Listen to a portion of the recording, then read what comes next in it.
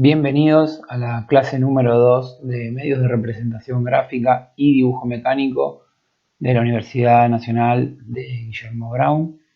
En esta presentación vamos a ver los conceptos de normas IRAM. Si tenemos en cuenta todos los idiomas que podemos encontrar en todos los países del mundo, podremos llegar a la conclusión de que una comunicación verbal podría ser ambigua o imprecisa. Por lo tanto, no es la herramienta que estamos necesitando para lograr el grado de desarrollo industrial. Es entonces que se adopta como lenguaje universal el dibujo técnico para la comunicación de los profesionales de carácter técnico. Una vez que definimos que nuestro lenguaje de comunicación universal será la representación gráfica, debemos tener en cuenta también que el mismo debe encontrarse normalizado. Y para ello debemos entender que una norma se refiere al consenso de reglas y criterios mediante los cuales se establecen las condiciones mínimas para garantizar que el uso de este lenguaje sea el apropiado. En todo el mundo existen distintas entidades a cargo de realizar las tareas de normalización y en el caso de Argentina, en el año 1935 se crea el Instituto Argentino de Normalización y Certificación. La misma fue fundada por distintos sectores del gobierno, la economía e instituciones científico-técnicas. En el siguiente enlace podemos encontrar la página de internet donde podemos ver cuáles son las normativas vigentes para cada uno de los rubros industriales sobre los cuales efectúan las tareas de normalización. Si recorremos la página de internet de IRAM podremos encontrar no solamente el listado de industrias sobre las cuales se realizan tareas de normalización, sino que además podemos encontrar cuáles son las normas vigentes pertenecientes a cada rubro. Por enumerar algunas podemos encontrar los alimentos, seguridad e higiene en el medio ambiente, combustibles, construcciones, eficiencia energética, electrotecnia, gestión de la calidad, tecnologías de la información, química, metalúrgica y siderurgia, salud y seguridad. Además, vamos a ver que tenemos diferentes logos o sellos, los cuales son adoptados por las entidades que cumplimentan con las normativas a medida que van avanzando en las etapas de normalización de sus procesos.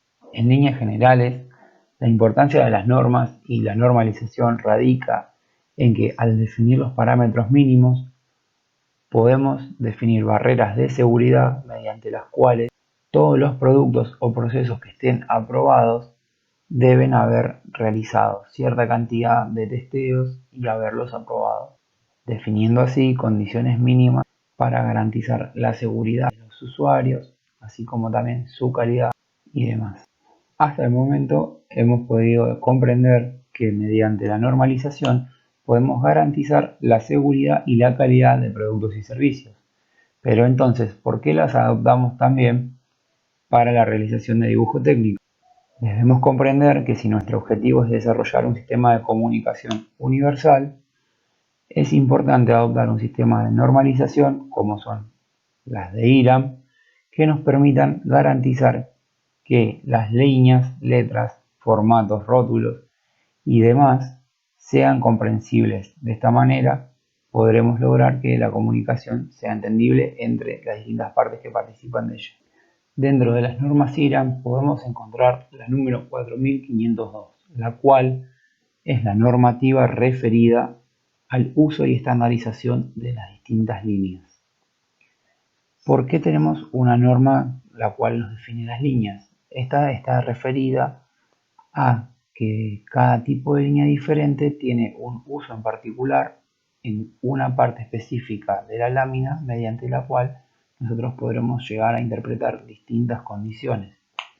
Por ejemplo, podemos ver algunas en una imagen donde tenemos una línea continua gruesa definida para realizar los contornos de la pieza, o bien una línea continua fina realizada a 45 grados de inclinación mediante la cual se indica el rayado.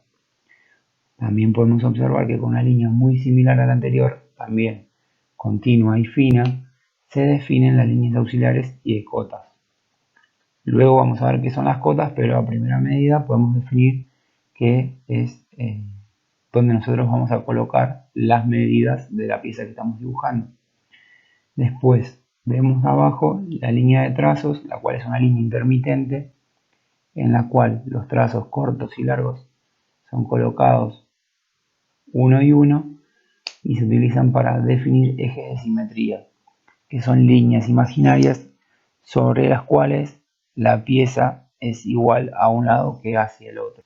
Si continuamos con la norma IRAM 4502, referida a líneas, podemos observar en esta tabla los distintos tipos de líneas que vamos a encontrar a la hora de dibujar.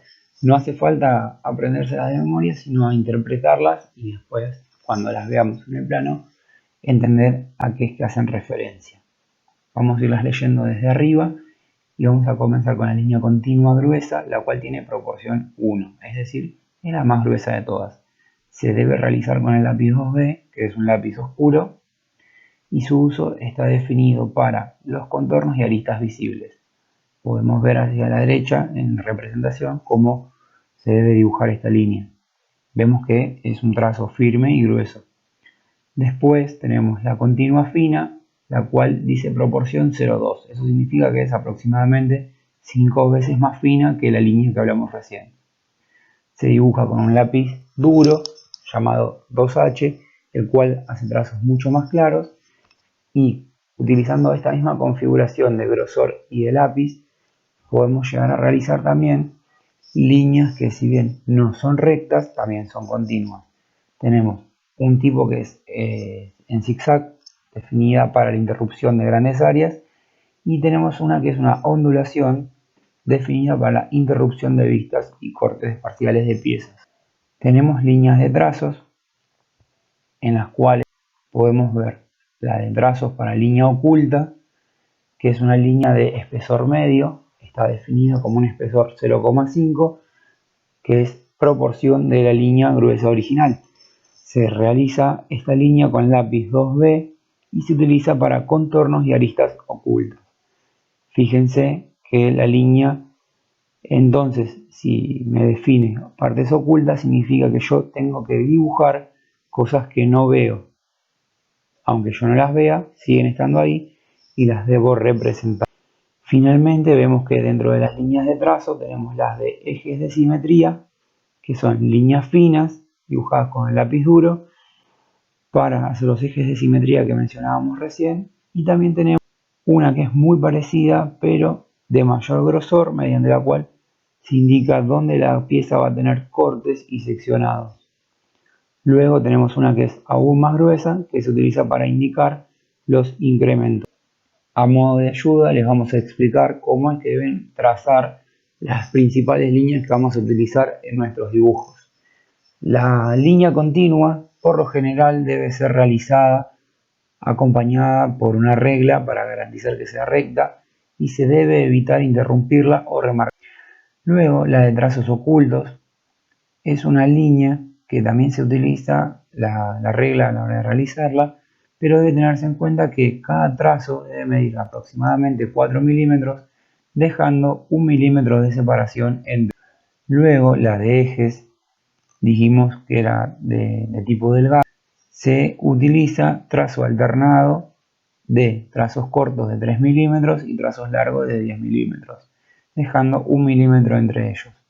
Es decir, que si comenzamos debemos de realizar 10 milímetros, uno de espacio, un trazo corto de 3, un espacio de 1 y nuevamente uno de 10. Y así vamos a lo largo de la extensión de lo que necesitemos. Finalmente, la línea de trazo para corte se utiliza el mismo tipo de línea que la de ejes, con la diferencia de que los extremos o punteras de la línea se realizan con un trazado más oscuro. En la siguiente filmina podemos ver como ejemplo una pieza a la cual se le indica con la flecha negra cuál es su punto de vista, y a partir de allí se desarrollan las vistas de la misma. Las vistas principales son la vista frontal, ubicada arriba a la izquierda, la vista superior, ubicada inmediatamente debajo de la anterior, y la vista lateral izquierda, que se ubica por la derecha de la. Ahora bien, nos indican con el número 1 cuáles son las líneas continuas de trazo grueso mediante las cuales se definen las aristas y contornos visibles de esta pieza. Con el número 2 tenemos señaladas cuáles son las líneas de trazo oculto, es decir, trazos de grosor medio de 4 milímetros de largo con separaciones de 1 milímetro que nos van a permitir ver cuándo es que hay una parte del cuerpo que no está, pero debemos representarla.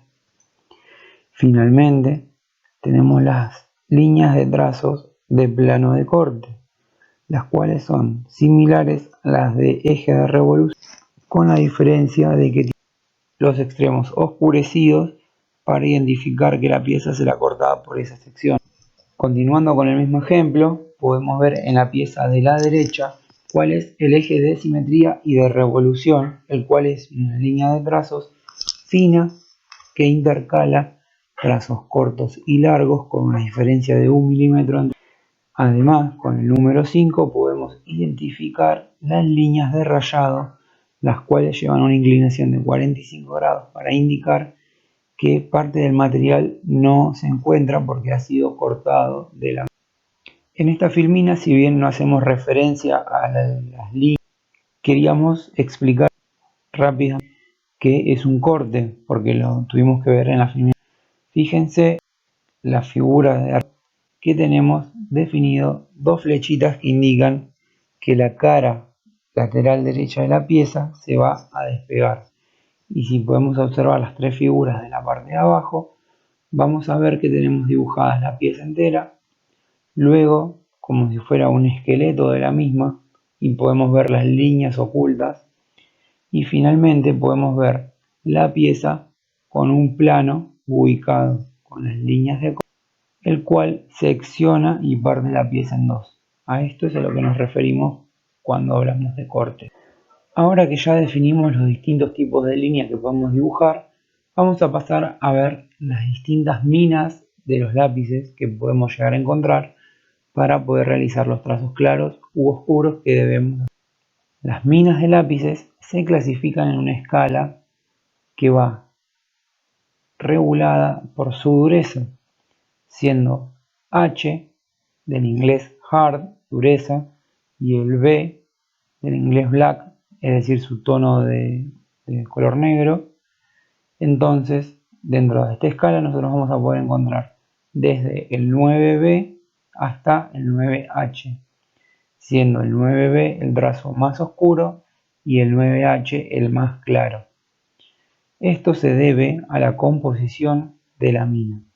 El 9B, por ejemplo, al ser un lápiz blando, el grafito de la mina del lápiz se deteriora y deja restos de carbonilla en el papel con mayor facilidad, dejando un trazo más grueso y oscuro. Si vemos en la tabla, por ejemplo, el 9H se considera extra blando y se utiliza para sombrear.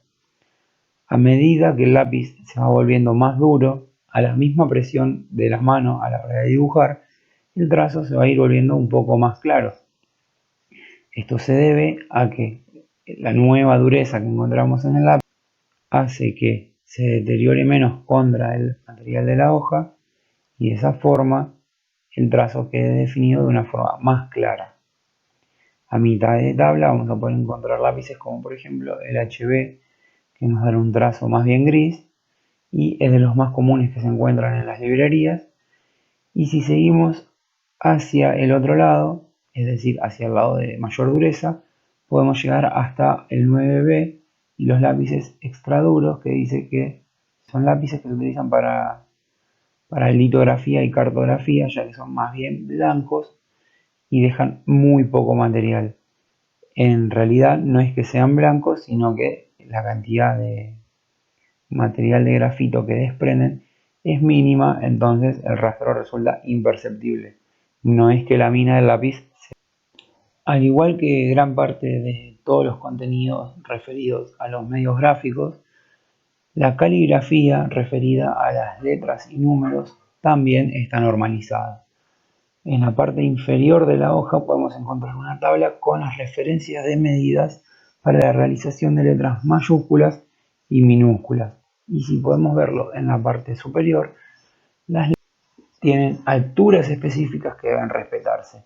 Además, se considera que las letras deben ser dibujadas y no escritas. Es decir, que lo primero que tenemos que hacer es el correspondiente trazo de nuestros renglones con las medidas correctas para hacer más fácil el dibujo de las letras.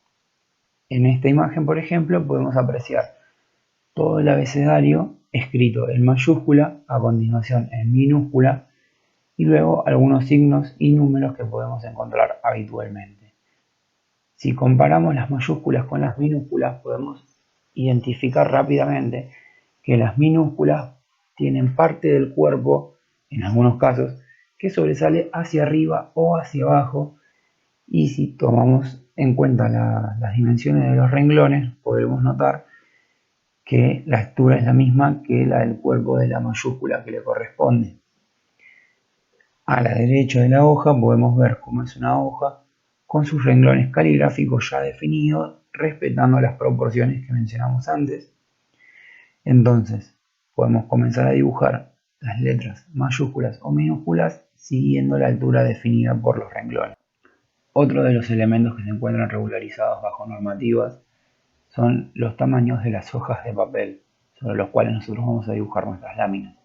En este caso, el formato de las láminas se define bajo normativa IRAM 4504, aunque es una normativa que emula parte de la normativa ISO, que es la entidad que sería la Organización Mundial de la Estandarización, ¿sí? Es internacional.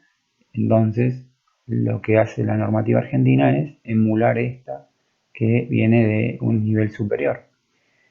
En ella se define las dimensiones que debe tener una hoja de papel estandarizada. Podemos notar en la imagen de la derecha las dimensiones de cada uno de estos formatos, y además podemos notar que la relación que tienen entre ellos es que cada una es de la mitad del formato anterior. Siguiendo con la normativa IRAM 4504, referida al formato de las láminas, se define que una lámina, en este caso la que estamos viendo es una hoja A4, debe tener un margen para el archivado de 25 milímetros sobre su lateral izquierda, un área de trabajo definida, que como podemos ver se encuentra delineada por un recuadro del área de trabajo, y debajo debe llevar un rótulo mediante el cual se permite identificar cuál es el dibujante, para qué entidad está realizando, y información extra como por ejemplo datos de la pieza, escala, material de construcción y demás información que se sube. En este otro caso estamos viendo cómo es el formato adecuado a una hoja A3. En este caso, si bien también tiene un recuadro, un área de trabajo y un margen para el archivado, al ser mayor la superficie se debe prever que la misma debe ser plegada de manera tal que pueda ser archivada en un folio o encarpetada de la misma manera que una hoja A4. Es por ello que se debe realizar un pliego de acuerdo a la norma. A continuación podemos observar cómo, de acuerdo a la normativa IRAM 4508, se debe dibujar un rótulo o lista de materiales y despiezos. El rótulo es un recuadro en el cual nosotros debemos colocar la información básica para la identificación de la lámina. En ella tenemos que colocar para qué entidad o institución se está realizando este dibujo, ya se trate de una institución educativa o bien de una empresa.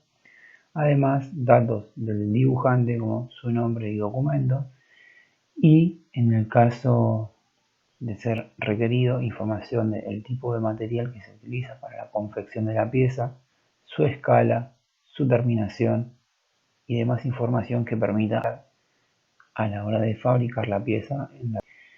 Otro dato que debe llevar es el título, el cual da nombre a la pieza. Además, todo esto debe ser realizado siguiendo dimensiones normalizadas, aunque pueden hacerse modelos más simplificados donde no se coloque tanta información en el caso de que no sea requerida. En el caso de la lista de materiales, se trata de un breve listado realizado por encima del rótulo, donde se realiza una enumeración de los elementos que nos van a hacer falta para construir el conjunto que se represente en la lámina. En este caso debemos colocar la cantidad de elementos, indicando el número, el nombre del elemento y cualquier otra aclaración que haga falta, a modo de ser más específicos. Por ejemplo, si colocamos un tornillo, debemos colocar de qué medida o qué pasos de rosca. Luego, a la derecha se coloca cuál es la posición de la figura.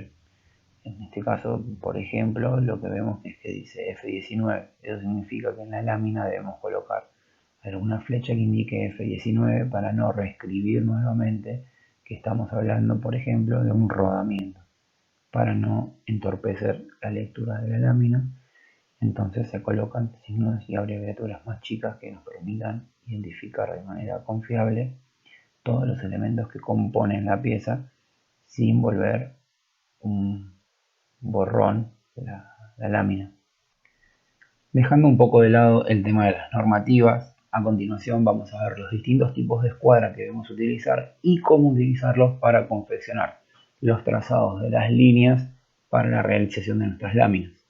Nosotros debemos utilizar dos tipos de escuadra. La primera, la escuadra de 60 grados, es una escuadra que básicamente, si la observamos bien, se trata de un triángulo escaleno, es decir, que tiene sus tres ángulos y sus tres lados diferentes, y debe ser siempre de 30, 60 y 90 grados, ¿sí? Por otra parte, la escuadra de 45 se trata de un triángulo isósceles en el cual tenemos dos lados iguales con ángulos de 45 y una hipotenusa mayor, ¿bien? Esto a modo de conocer nuestras escuadras. Nosotros las vamos a utilizar para realizar los trazados de las líneas con la inclinación que nos hacen falta, y además vamos a ayudarnos de una de ellas para mover la otra de manera correcta y no tener errores a la hora de trazar. En esta imagen podemos apreciar cómo mediante dos escuadras podemos realizar distintas inclinaciones de ángulo al apoyar una sobre la otra. Vamos a ir, por ejemplo, desde la izquierda, vamos a ver que utilizamos la de 30-60 como base y desplazamos sobre ella la de 45, y al desplazarla podemos obtener líneas paralelas de 15 grados. Luego, solo con la escuadra de 30-60, al utilizar el ángulo de 30, podemos realizar el ángulo de 30 grados, el de 45 con la escuadra de 45, el de 60 con la de 60, el de 75 combinando ambas nuevamente, el de 90 con cualquiera de las dos utilizando el ángulo recto de la escuadra. Todo esto siempre ayudados de saber cuál es la horizontal mediante otra regla, ¿sí? Para lo cual debemos ser sumamente prolijos, porque si movemos una de las reglas a la hora de dibujar, la que le sigue va a seguir copiando el error de la primera y así. Y entonces de esa manera lo único que vamos a lograr es tener nuestras líneas de dibujo torcidas. En esta filmina podemos apreciar una pequeña animación en la cual vemos cómo se coloca la regla de 45 copiando una línea ya existente, y a partir de ella, si desplazamos esta escuadra sobre el lomo de la otra, vamos a realizar un montón de líneas paralelas. Para ello, como dijimos recién, debemos tener cuidado de no mover la que funciona a base o apoyo, ya que es la que nos garantiza la condición de paralelismo entre las líneas. Luego, al mover las reglas, se ubica de forma perpendicular y comienza a trazar, también teniendo cuidado de dejar fija la que va a funcionar como base y luego desplazar. Ahora bien, vamos a comenzar a ver cuáles son los trabajos prácticos que deben realizar ustedes. El trabajo práctico número 1 o la lámina número 1 se trata de la confección de una hoja completa con su rótulo. Esta hoja debe ser en formato A4. Entonces ustedes pueden comenzar por tomar una hoja A4, realizar el recuadro y luego el rótulo, o bien si tienen una hoja de mayor tamaño, Primero que nada deben dibujar, teniendo en cuenta que los ángulos deben ser ortogonales, es decir, que esté todo en escuadra, ¿sí? Que no esté torcida la hoja. Lo que van a hacer si tienen la hoja más grande es dibujar el formato de la A4, recortar y reducirla a una A4 y luego sí proceden a hacer el recuadro y después el rótulo, siguiendo con todas las dimensiones que se especificaron en la filmina. Ahora en la filmina que sigue vamos a ver cuáles son las dimensiones que hay en el rótulo. En esta imagen podemos apreciar cuáles son las dimensiones del rótulo que debemos confeccionar para la lámina número 1. Entonces, a la hora de realizar el rótulo debemos tener en cuenta todas estas dimensiones para que nos quede de acuerdo a la normativa que estuvimos estudiando. En esta nueva imagen podemos apreciar cómo se debe confeccionar la lámina número 2. Podemos observar que nuevamente se trata de una hoja de formato A4 con la diferencia principal de que el rótulo es muchísimo más sencillo, ¿sí? ¿A qué se debe esto? A que nosotros solamente estamos interesados en conocer el título de la lámina, la fecha de confección y el nombre y apellido de ustedes que están dibujando. No hace falta colocar más información ya que no será necesario. En este caso la lámina número 2 nos indica las dimensiones para dibujar 6 recuadros y nos indica a modo de consigna qué tipo de línea debemos realizar dentro de cada recuadro, ¿sí? Entonces lo que ustedes deben entregar es una hoja A4 con rótulo y estos 6 recuadros llenos por el tipo de línea que indica la consigna y no las líneas de cota. Las líneas de cota están colocadas para que ustedes puedan medir y dibujar en sus hojas, ¿sí? Cualquier consulta que tengan las van haciendo por el foro. En este modelo de rótulo, mucho más sencillo, vamos a adoptar las dimensiones que aparecen marcadas.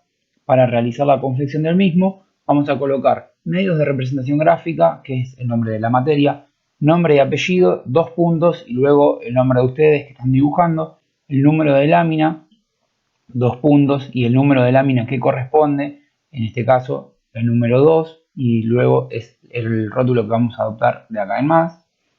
En escala, dependiendo del ejercicio, vamos a ir adoptando distintas escalas. En este caso no lo vamos a completar.